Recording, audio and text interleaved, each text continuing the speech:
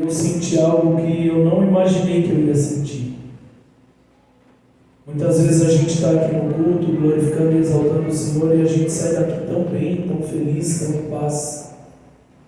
Mas hoje essa sensação, ela foi multiplicada enquanto a gente viveu tudo aquilo que nós vivemos com o Senhor. Eu saí daqui regozijando verdadeiramente. Eu estava muito feliz, muito alegre, muito empolgado, com uma paz que eu não sabia explicar. Até minha voz estava mais leve, parecia que eu estava... E nós tínhamos participado da libertação de uma alma. E aí eu falei para o Senhor, eu quero viver isso demais. Eu quero viver muito mais vezes, porque é muito bom. É muito bom, irmãos, é muito bom. O inimigo sempre ele quer colocar medo na igreja. Medo de realizar essas coisas, porque ele sabe que quando a igreja se levanta para realizar essas coisas, o inferno perdeu. Porque isso que nós vimos hoje, nós presenciamos hoje, eu junto com as intercessoras da casa, a derrota de Satanás. Nós presenciamos o poder do nosso Deus diante do inferno. Foi tremendo, irmãos, foi tremendo. Glória a Deus. Se é para Jesus, pode aplaudir, porque foi tremendo, irmãos. Foi tremendo. Hoje nós vivemos algo sobrenatural nessa igreja. Sobrenatural, sem palavras para explicar para vocês. E de tudo que nós vivemos, eu falei para o Senhor, eu quero viver mais vezes. Nós temos que nos levantar para salvar almas. Porque essa é a vontade do Senhor, amém? Abra a tua Bíblia. Evangelho de João, capítulo 14, verso 6. Uma palavra muito conhecida por nós.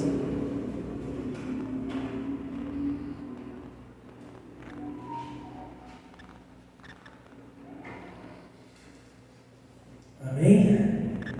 Evangelho de João, capítulo 14, versos 6. Aleluia. Santo é teu nome, Senhor. Diz assim as Sagradas Escrituras. Jesus respondeu: Eu sou o caminho, a verdade e a vida. Ninguém vem ao Pai senão por mim. Feche os seus olhos.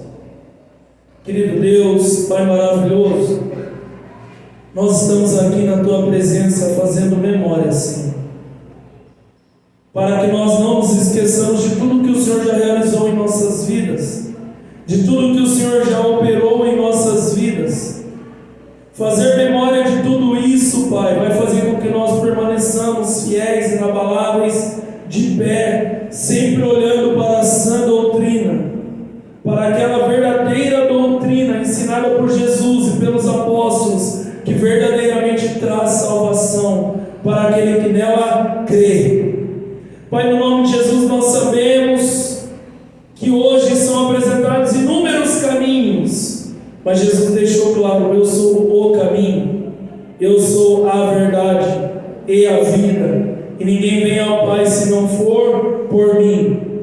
Pai, que caia por terra toda cegueira de entendimento que o povo, que a humanidade tem vivido, buscando outros caminhos para encontrar respostas, para encontrar a salvação, mas que todos eles possam ser convencidos pelo Espírito Santo de que o caminho é Jesus Cristo, o único e verdadeiro caminho. Pai, ordena a tua bênção, eu te peço, te agradeço em nome de Jesus. Amém. Podem se sentar, queridos, glorificando e exaltando ao Senhor. Amados irmãos, é muito importante que quando você lê a palavra de Deus, você entenda que tudo tem um nível, um grau de importância para o seu entendimento, de que talvez outras leituras não tenham. Uma vírgula, uma letra, vai mudar todo o significado, vai trazer todo um peso sobre aquela palavra. Então Jesus declarou: eu sou o caminho. Ele não declarou que ele é um dos caminhos, ele falou: eu sou o caminho. Ele estava querendo deixar claro: eu sou o único caminho. Não adianta vocês buscarem outras maneiras de chegarem ao Pai. Só existe um caminho chamado Jesus Cristo. Ele declarou: eu sou a verdade. A Bíblia diz para nós em Efésios 6 que uma das peças da armadura, aquela que cinge o teu lombo, é a verdade. E a verdade não é um conceito, a verdade é uma pessoa, a pessoa de Jesus Cristo. Você precisa andar no centro da verdade, que é Jesus Cristo. Você não pode continuar acreditando nas mentiras de Satanás, que ele declara lá fora na boca de outros. Você tem que tomar cuidado com muitas coisas que você tem escutado, porque a fé vem pelo ouvir. Se você deixar setas malignas entrarem nos teus ouvidos, e você não estiver verdadeiramente revestido do poder do alto, você vai se perder. Você vai sair do caminho, você vai abandonar a verdade e passar a andar atrás de uma mentira. Irmãos, e para libertar é uma luta. Para tirar você de lá é uma luta. Por isso que o Senhor está falando: permaneça comigo. É no tempo dele que você recebe a água que você precisa para a tua vida espiritual. Isso foi pregado aqui esses dias. É aqui, irmãos, que você vai receber o verdadeiro alimento sólido que vai te manter de pé, vivendo as coisas do Senhor. E Ele vai declarar para nós que Ele é a vida. Não existe vida longe de Jesus Cristo. Não adianta você acreditar: não, se eu alcançar determinada coisa, verdadeiramente eu terei vida. Mentira de Satanás. A única coisa que você precisa é de Jesus Cristo. Jesus Cristo. Você está pronto para perder aquilo que para você é algo de muito valor? Porque se Deus te pedir este algo, você está pronto para entregar? Você está pronto para verdadeiramente entender que não é nesse algo onde você deposita uma confiança que você tem a vida, mas a vida verdadeira está somente em Jesus Cristo? Você já entendeu que Ele tem que ser maior na tua vida do que qualquer outra coisa? Qualquer outra coisa, qualquer outra coisa, irmãos. Existem coisas que não parecem ruins, não parecem mal, que aos teus olhos parecem certo, mas não é, e está te desviando do caminho do Senhor, está te tirando da verdade de Jesus Cristo, e sem você perceber está te matando você espiritualmente dia após dia, e você acha que não tem nada a ver, não tem nada a ver fazer isso, não tem nada a ver fazer aquilo, e o Senhor está mandando eu dizer essa noite: tem sim, tem muito a ver. Satanás está te enganando, Satanás está te arrastando para fora deste caminho, que é o único caminho que vai te levar ao Pai. É o único caminho, irmãos. É o único caminho. A salvação, andar com Jesus Cristo, fundamentar a tua vida na rocha, construir a tua vida na rocha, é um alicerce seguro, irmãos. Nós temos aqui construtores. Dependendo do terreno onde a casa é construída, é dor de cabeça. Se não tiver bom alicerce, se não tiver bom solo, aquela casa corre sérios perigos. Por mais bela que seja, construir uma mansão, aonde? Na areia da praia. Qual é a durabilidade? Zero. Então não importa o tamanho da obra, o que importa é onde ela está fundada. O que importa é onde ela está alicerçada. Porque se ela estiver alicerçada na rocha, ela cresce, e cresce saudável. Agora, se ela estiver na areia, ela não tem força para se sustentar quando o vento bater, quando a chuva forte vier, quando as dificuldades começarem a se levantar. Por mais belo que tenha sido o que você construiu, que você acredita que está muito bom, porque a Bíblia diz: você que pensa estar de pé, veja para que não caia. Sempre vigilante. Por mais belo que você acha que é. Ah não, eu já ando com Jesus há 20 anos, eu estou firme na rocha. Será que dá? Na hora da dificuldade você continua olhando para o alto, ou você começa a olhar para o chão? Você começa a desistir, desanimar, desacreditar das coisas que o Senhor já liberou sobre a tua vida? Então Mateus 7, 24 vai dizer sobre isso: todo aquele, pois, que ouve estas minhas palavras e as pratica. Mateus 7, 24. Não basta ser ouvinte, tem que ser praticante. Ouve e as pratica. Será comparado a um homem prudente que construiu a sua casa sobre a rocha. Caiu a chuva, transbordaram os rios, sopraram os ventos e bateram com força contra a casa. E ela não desabou, porque tinha sido construída sobre a rocha. A rocha. E agora nós vamos entender que não adianta só estar na igreja, tem que ser um praticante verdadeiro da palavra. De nada adianta nós liberarmos aqui palavras de vida e salvação para você, se lá fora você simplesmente se esquece e vive o que você quiser.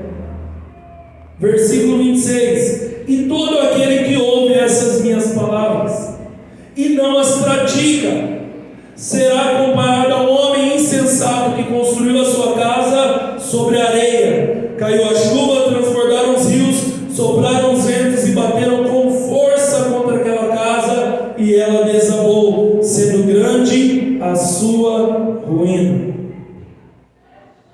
Então hoje nós estamos falando sobre salvação. O primeiro símbolo da igreja do Evangelho Quadrangular: Jesus salva. Jesus salva.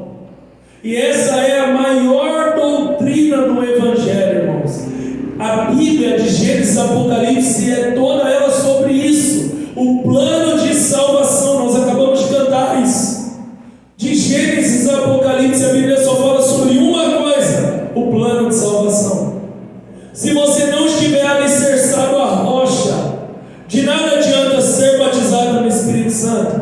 Pode acontecer, pastor? Pode. Tem pessoas que já foram batizadas no Espírito Santo, usadas poderosamente para expulsar demônio, curar enfermos, levantou um ministério forte e poderoso e se desviou, porque não estava com a casa na rocha.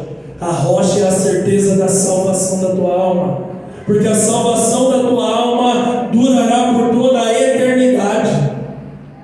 É algo muito maior do que você ter os poderes que Deus pode te dar. De nada adianta ser curado se a sua casa não estiver na rocha. Fui curado e dei as costas para Jesus. Jesus curou 10 leprosos, um voltou para agradecer, os 9 simplesmente se esqueceram. Quantas pessoas já não ocuparam essa cadeira, foram curados e sumiram? De nada adianta ser curado se você não tiver certeza da salvação. Pastor, como você pode declarar que essa pessoa não tem certeza da salvação? Porque a Bíblia está deixando claro, só existe um caminho de salvação, chamado Jesus Cristo. Se ela abandonou Jesus Cristo, é que ela não tinha certeza da salvação. Ela não cria verdadeiramente nas coisas eternas do Senhor. Então a maior doutrina é a salvação. E como que a pessoa vai aguardar o Maranata se ela não tem certeza da salvação? Então por isso que esse elo, esse símbolo é o primeiro, é a salvação mais importante do que tudo na tua vida. Eu coloquei isso no meu history ontem, se eu não me engano. Nada pode ser mais importante do que a tua salvação. Nada, absolutamente nada pode estar à frente do que a salvação da tua alma na sua vida, amém? Por um homem o pecado entrou, irmãos, e por um homem o pecado tinha de sair. Então a Bíblia vai dizer para nós em 1 Coríntios 15, 45: pois assim está escrito, o primeiro homem, Adão, se tornou um ser vivente, mas o último Adão é espírito vivificante. O que vem primeiro não é espiritual, e sim o natural. Depois vem o espiritual. Jesus Cristo disse a Nicodemos no Evangelho de João, capítulo 3, é necessário nascer de novo. Nós também podemos presenciar isso hoje. Uma pessoa entrando de um jeito e nascendo de novo aqui nessa igreja, e saindo de outra forma. Era outro ser humano, irmãos. Era outro ser humano. Completamente diferente. Completamente diferente. É necessário nascer de novo. Então, se você ainda não experimentou esse novo nascimento, Talvez você ainda não tenha certeza da salvação na tua vida. Talvez ainda você esteja aqui como um ato religioso. Talvez ainda tenha raízes de uma falsa religião que você deve ter vivido no passado, aonde ir à igreja é só um ato religioso, porque ao sair de lá não é exigido uma mudança de vida. Porque eles acreditam que após essa vida você ainda tem uma chance. Mas a Bíblia diz que ao homem só está permitido morrer uma vez, vindo depois do juízo. Então não acredite nos espíritos mentirosos lá fora. Versículo 47. O primeiro homem formado do pó da terra é terreno, o segundo homem é do céu. Como foi o homem terreno, assim também são os demais que são feitos do pó da terra. E como é o homem celestial, assim também são os celestiais. O Senhor te chama hoje para que você deixe de viver pela carne e busque viver pelo Espírito. A tua vida é espiritual, a tua vida na quarta dimensão, ela tem que ser mais real do que a tua vida nas três dimensões. Para quem não está entendendo essa fala que eu estou declarando aqui, veja a pregação que nós fizemos aqui na quinta-feira, trazer as coisas inexistentes à existência. Ali eu expliquei o que são essas coisas de dimensões. Quarta dimensão é uma dimensão espiritual, é aquilo que você não pode ver ou tocar, mas nós cantamos aqui que Ele é mais real do que o chão que você está pisando, que Ele é mais real do que o ar que você respira. Ele é mais real, Ele tem que ser mais real do que todas essas coisas na sua vida. A presença do Espírito Santo tem que ser real na tua vida, senão você não vai ter temor nenhum em entristecê-la com as tuas atitudes. E quando eu falo as tuas, eu não estou me excluindo, irmãos. A mesma vigilância que você tem que guardar, eu também tenho. A mesma carne que você carrega, eu também carrego. E não há bem nenhum em mim, só existe o pecado. Toda vez que você se apoiar na carne, só existe o pecado. Então é necessário que venha agora a tua natureza celestial, a tua natureza espiritual, que vem através de Jesus Cristo, aquele que batiza com fogo, aquele que vai fazer você nascer de novo para uma nova realidade. E depois Paulo vai dizer: necessário que o corpo corruptível se revista da incorruptibilidade, que o corpo mortal se revista da imortalidade, para que nós possamos declarar: ó morte, aonde está a tua vitória? Porque naquela cruz Jesus venceu a morte. Jesus venceu a morte, irmãos. A morte não tinha poder sobre ele. Enquanto ele não declarou: Pai, em tuas mãos eu entrego o meu espírito, ele não morreu. Ele deu a vida. A morte não o tomou.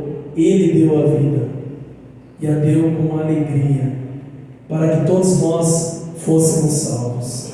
Amém? Aleluias. Hebreus 9, 22 vai dizer para nós, irmãos: só existe uma maneira de nós nos salvarmos, com o derramamento de sangue. Foi necessário Jesus derramar o teu sangue na cruz por nós, irmãos. Na cruz por nós. Paulo vai dizer aos Efésios, no capítulo 2, versículo 8: pela graça sois salvos, isso mediante a fé, não pelas obras, para que ninguém se glorie, mas isso é dom de Deus. Porque Deus amou o mundo de tal maneira que deu o seu Filho, para que todo aquele que nele crê não pereça, mas tenha vida eterna. Amém?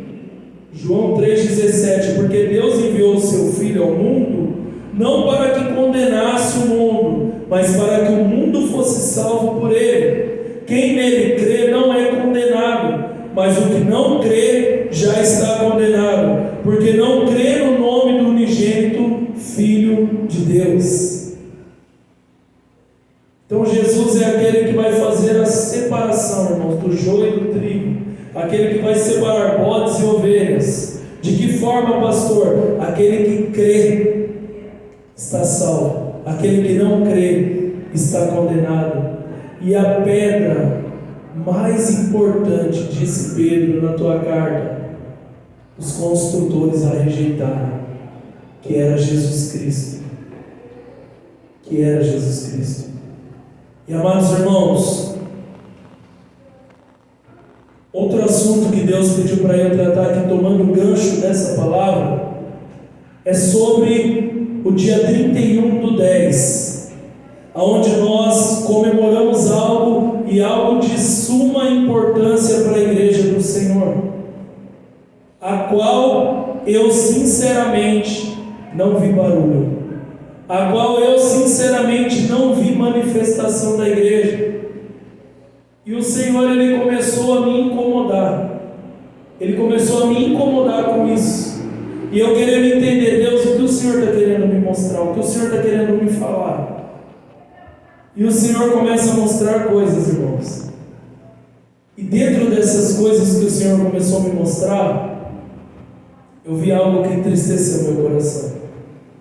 Muitas almas deixando a igreja evangélica e voltando para a igreja católica. Eu vi um post na internet e vi muitas pessoas declarando: eu estou voltando para a igreja católica, eu estou saindo da igreja dos crentes, porque eu entendi que essa é a verdadeira igreja. Eu vi muito isso, irmãos, muito mesmo. Depois eu mando para vocês, vocês leem nos comentários. Eu comecei a querer entender, eu falei: Senhor, o que está acontecendo? Deus começou a falar para mim. Eu declarei que no fim, até os escolhidos seriam enganados. Isso é uma grande marca do fim dos tempos, irmãos. Hoje, durante a libertação, o Senhor declarou: tem que ser rápido, porque eu estou voltando. Isso é uma grande marca, abandonando a verdade e se agarrando a mentira novamente. E eu queria entender, Senhor, por quê? O que está acontecendo? Aonde está sendo o erro da igreja? E aí o Senhor me levou a mergulhar um pouco mais sobre essas coisas. O que foi a reforma protestante? E eu vi o pastor Paulo Júnior declarar algo que mexeu comigo. Ele falou: depois da vinda de Cristo, essa foi a segunda maior coisa que o mundo viveu, a reforma protestante. E eu queria entender mais. Eu comecei a buscar, comecei a ver filme, comecei a ver pregação, comecei a ler e começar a entender do que é que Deus estava me revelando, o que é que Deus estava me falando. Porque eu tenho muitos pastores adicionados, irmãos. Eu tenho muitos amigos evangélicos e eu pouco vi uma publicação sobre isso. Eu não vi a igreja se manifestando sobre isso. Porque, irmãos, entenda uma coisa: por que é necessário que crie uma data? Quando eles separam uma data, eles falam: vamos separar essa data para lembrar de alguma coisa. Por quê? Lembre, olha aqui por quê. Êxodo 12:14. Este dia lhe será por memorial, e vocês o celebrarão como festa ao Senhor de geração em geração. Vocês celebrarão este dia por estatuto perpétuo. Então, irmãos, quando há uma data para comemorar algo, é para que aquilo venha de volta à memória, para reavivar aquilo que estava morto. Eu já declarei para vocês aqui que eu exerço liderança no trabalho. E de 3 em 3 meses nós nos reunimos para fazer uma reunião. Porque o que eu noto? Eu noto que nós fazemos a reunião, nós alinhamos as coisas, nós voltamos para a visão daquilo que tem que ser executado no trabalho. E com o tempo, as pessoas vão se acomodando, vão deixando aquilo de lado, até que a hora que eu olho, já não tem mais a forma que tinha que ter. E aí é necessário fazer uma reforma. E o Paulo Júnior foi muito cirúrgico nas palavras. Ele falou: reforma é voltar à forma. porque houve uma deforma. Então a igreja de Cristo, ela tinha uma forma, amém? Hoje nós estamos fazendo aqui um memorial, para que isso volte à nossa memória, para que a gente entenda, para que a gente realinhe a nossa vida com Cristo. O que João Batista veio fazer? Endireitar as veredas para que o Senhor chegasse. Então, Atos dos Apóstolos, capítulo 2, versículo 42, vai dizer para nós: e perseveravam na doutrina dos apóstolos, e na comunhão, no partir do pão, e nas orações. Em cada alma havia temor, e muitos prodígios e sinais eram feitos por meio dos apóstolos. Todos os que criam estavam juntos e tinham tudo em comum. Vendiam suas propriedades e bens, distribuindo o produto entre todos, à medida que alguém tinha necessidade. Diariamente, olha essa palavra, perseveravam unânimes no templo, partiam pão de casa em casa e tomavam as suas refeições com alegria e singeleza de coração, louvando a Deus e contando com simpatia de todo o povo. Enquanto isso, o Senhor lhes acrescentava dia a dia os que iam sendo salvos. Irmãos, essa é a forma da igreja, porque eu estou falando aqui do início da igreja de Atos. Essa igreja estava alinhada, essa igreja estava perfeita, essa igreja estava adornada, essa igreja estava exatamente do que Jesus sonhou que ela tinha que ser. Essa igreja era forte, essa igreja era poderosa, essa igreja ganhava almas para Jesus. Era nessa igreja que Pedro pregava e ganhava 3.000 almas, e pregava e ganhava 5.000 almas. Era essa igreja que tocava os enfermos e eles eram curados. Era essa igreja que expulsava demônios. Era essa igreja que descia águas do batismo. Era essa igreja, irmãos, poderosa no agir, poderosa em resultado para o Senhor. Era essa igreja tinha uma forma, ela tinha uma sã doutrina. Olha o que Paulo vai dizer para Timóteo, 2 Timóteo 1,13: mantenha o padrão, tem um padrão, tem uma forma das sãs palavras que de mim você ouviu, com fé e com amor que há em Cristo Jesus, por meio do Espírito Santo que habita em nós. Guarde o bom tesouro que lhe foi confiado. Irmãos, nós estamos dizendo aqui que Jesus salva, mas Jesus não salva de qualquer jeito. Jesus salva através da palavra dele, mas essa palavra tem que ser declarada com a verdade. Essa palavra que é declarada com a verdade é a palavra que leva a vida, é a palavra que endireita os caminhos para que as pessoas cheguem até Deus verdadeiramente. Agora, se a igreja se perde, se a igreja deixa de pregar a verdade, se a igreja para de falar de salvação, se a igreja para de pregar o evangelho, se a igreja perde a sua forma e se deforma, é necessário uma reforma. É necessário uma reforma. Amém, irmãos? Gálatas 1,8: mas ainda que nós, ou mesmo um anjo vindo do céu, pregue a vocês um evangelho diferente daquele que temos pregado, que ele seja anatema ou amaldiçoado. Paulo estava dizendo o seguinte, irmãos: nós já entregamos para vocês o que é a forma da igreja. É dessa maneira que Deus quer que a igreja seja, porque essa igreja traz resultados para o reino. Essa igreja é sadia, essa igreja anda na sã doutrina, ela vive como a igreja de Atos dos Apóstolos. É uma igreja que agrada o Senhor.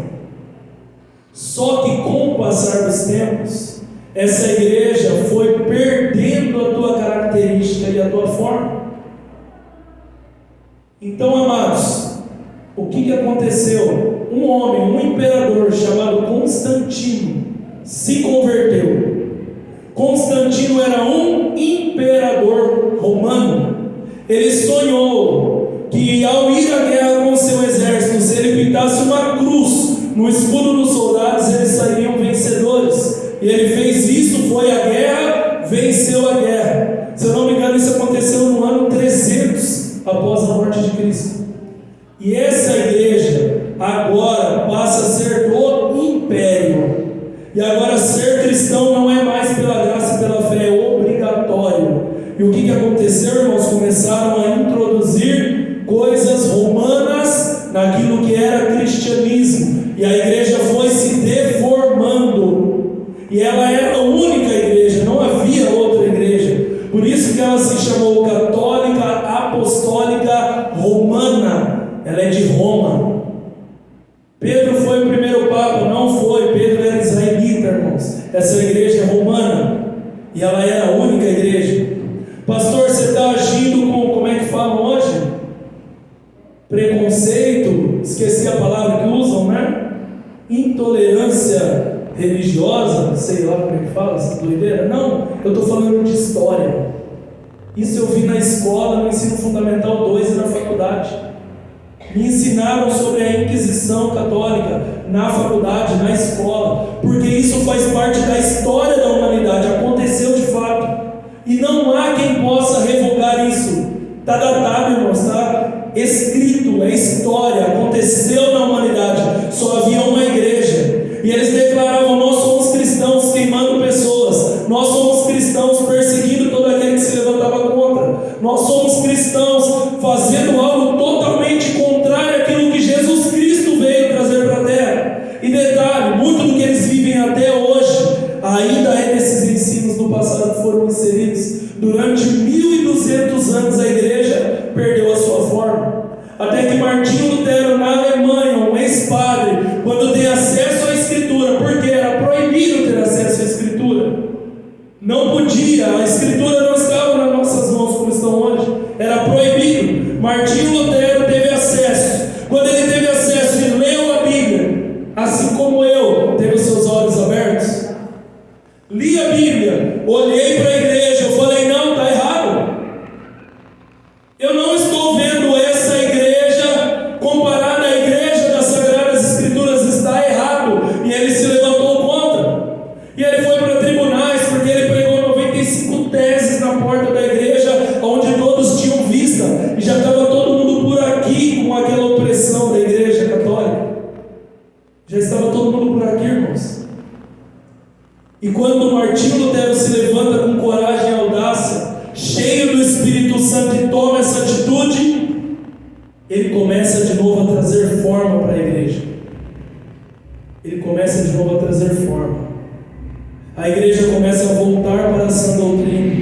E ele institui ali naquelas 95 teses 5 solas: somente a graça, somente a fé, somente Jesus Cristo, somente as Escrituras e somente de glórias a Deus. Porque os papas, os reis queriam ser tratados como deuses, irmãos. A salvação era vendida por dinheiro. E aí você sabe o que aconteceu? Martinho Lutero entregou a vida para isso. Já estou encerrando, irmãos. Entregou a vida para trazer de novo a forma da igreja, a forma que verdadeiramente salva. E isso começou a se espalhar pelo mundo todo. Começou nele, mas pelo mundo todo começou a se levantar outros e outros e outros. John Calvino, que é um outro avivalista muito conhecido, e começaram a se levantar em vários pontos do mundo pessoas abandonando aquela mentira e voltando ao verdadeiro evangelho. Glória a Deus, a igreja está forte de novo, a igreja está alinhada de novo, a igreja está no caminho de novo. Só que os anos se passaram mais uma vez. Se eu não me engano, passaram-se 518 anos da reforma protestante. E você sabe o que está acontecendo? A igreja está perdendo a sua forma. A igreja está pregando outras coisas, está preocupada com outras coisas. A sã doutrina está deixando de ser aquela que Jesus ensinou, aquela que os apóstolos ensinou. Por isso as pessoas estão abandonando a igreja e voltando para a mentira. Pastor, precisa de uma nova reforma? Não, irmãos. Cada um que abre uma nova igreja está tentando reformar. Não precisa, já existem muitas igrejas, com certeza tem reais igrejas, tem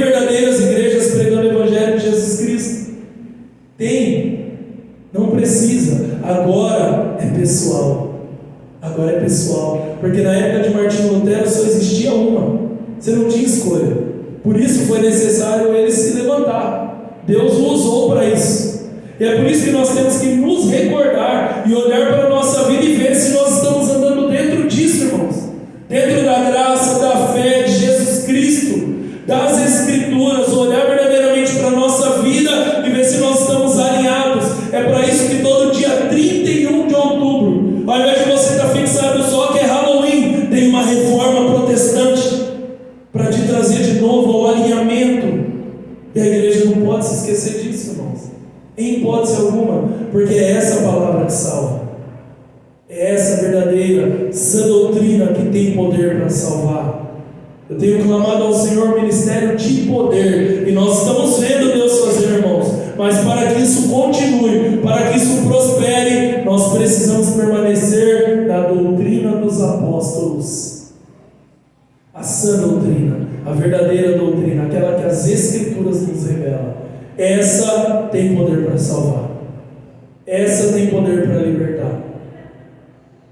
Então que nós possamos fazer recordação dessas coisas, irmãos, o que Jesus fez na cruz por nós, o que os apóstolos nos ensinou sobre o que é a doutrina que agrada o Senhor, e o que Martinho Lutero, naquelas 95 teses, nos passou, o que é a verdadeira igreja, que nós procuremos agora alinhar a nossa vida dentro dessa verdade, e principalmente nos levantemos para salvar almas lá fora, porque é lindo demais salvar uma alma para Jesus, irmãos. É bom demais salvar uma alma para Jesus. Feche os seus olhos, vamos orar. Querido Deus, Pai maravilhoso, nos ajude, Senhor. Somos fracos, Pai, pecadores, transgressores da sua lei, Senhor. Mas o Senhor tem pressa. O Senhor tem pressa porque Jesus está voltando e os sinais estão acontecendo, Pai. Então é necessário que nós, como igreja, tenhamos em mente que existe uma sã doutrina, Senhor. Existe algo bíblico, algo verdadeiramente sólido, algo verdadeiramente verdadeiro, Pai. Existe um caminho, existe uma verdade, e existe vida nesse caminho e nessa verdade. E fora dele, Pai, nós não alcançaremos a Ti. Fora dele nós não